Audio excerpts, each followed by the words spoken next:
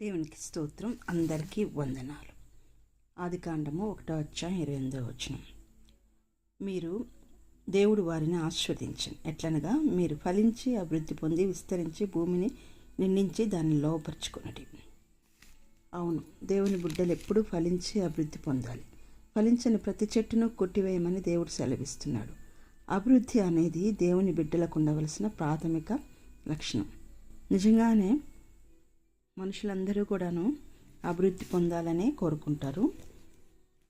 అయితే వారు రాంగ్ వేలో అభివృద్ధి చెందాలని కోరుకుంటున్నారు.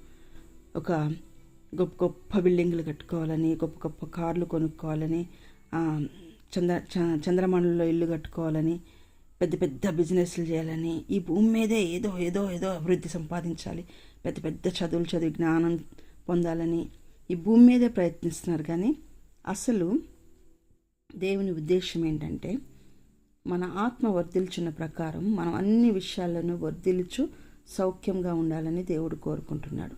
ఎందుకంటే దేవుడు మానవులను చేసింది ఆయన పోలికలో, ఆయన స్వరూపంలో.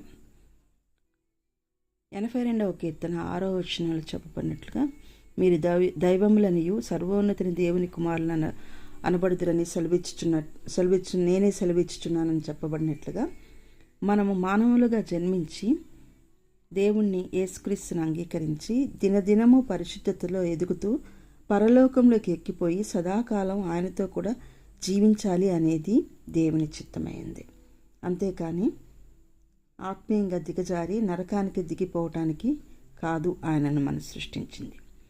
మనం ఫలించి అభివృద్ధి పొంది ఇంకా ఇంకా మానవత్వంలో నుంచి దైవత్వంలోకి ఎదిగి దేవుని కుమారులుగా మార్చబడి దైవములుగా మారి పరలోకంలో సదాకాలం ఆయనతో జీవించాలనేది ఆయన కోరిక. అలాగూ మనమందరం ముందుగాక. ఆమేన్.